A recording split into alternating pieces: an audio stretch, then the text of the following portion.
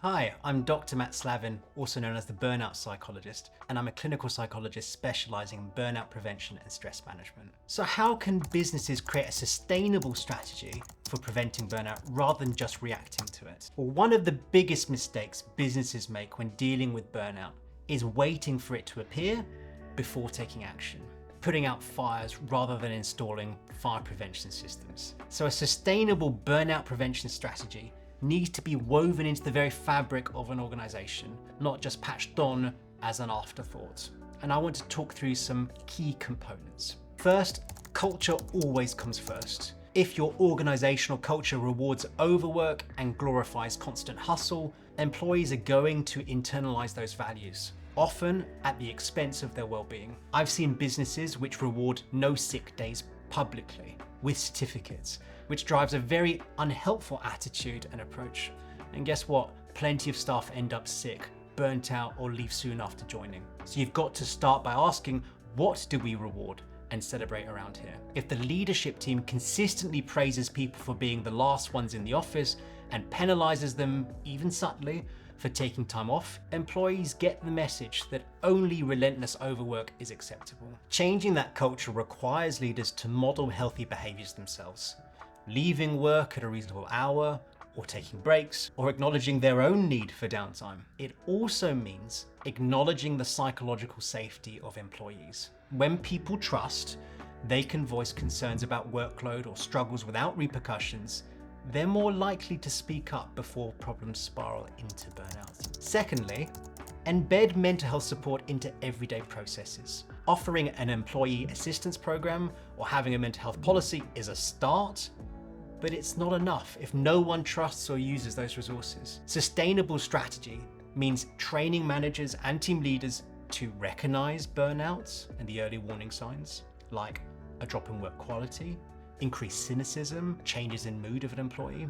It means creating regular check-ins with staff, not just about task progress, but about emotional well-being and workload balance. If a manager only ever asks, where are we on the project? The conversation remains purely transactional. But if the manager also asks, how are you holding up? How are things going? Opens the door for meaningful conversation, it also opens the door to underlying problems. And any red flags that appear can be addressed quickly, rather than left to fester. Third, focus on skill building rather than crisis management. Everyone experiences stress, all of us do, but not everyone has the tools to cope effectively. Companies can offer training in resilience, emotional intelligence, and conflict resolution as part of professional development.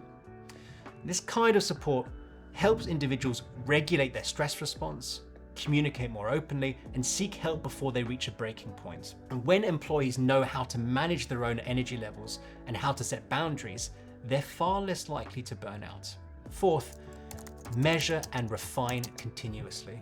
A truly sustainable approach to preventing burnout treats well-being data as seriously as it treats financial metrics. So regular staff surveys, pulse checks, or even digital tools that track employee engagement and stress levels can offer real-time feedback. And anonymized data can highlight whether a new remote work policy is actually reducing stress, or if a recent structural change has inadvertently increased workload for certain teams. Gathering this information helps leaders recalibrate strategies. And if something isn't working, you adapt and you improve.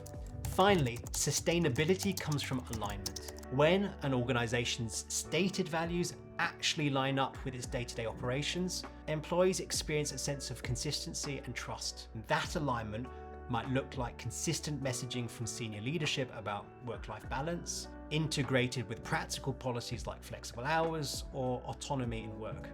It might also look like linking performance goal with personal development and well-being targets, so that employees aren't just judged on metrics, but also on how they're managing their workload and contributing to a supportive team dynamic.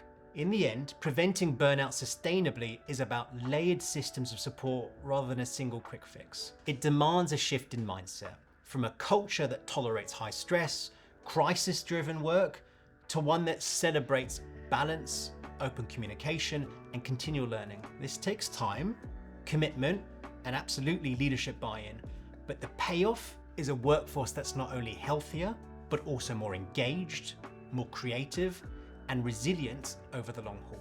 Hi, I'm Dr. Matt Slavin, also known as the Burnout Psychologist, and I specialise in helping individuals and teams manage stress and prevent burnout. I hold a doctorate in clinical psychology, and I'm a chartered member of the British Psychological Society. I'm registered and accredited with the Health and Care Professions Council, and I'm also an EMDR therapist. You can find me on Instagram at the.burnout.psychologist, and feel free to go to my website to learn about one-to-one support, team workshops, and how I can really help your team culture. And that's theburnouttpsych.com. I just spent the day filming with Mindfriend. Stay tuned for all our content.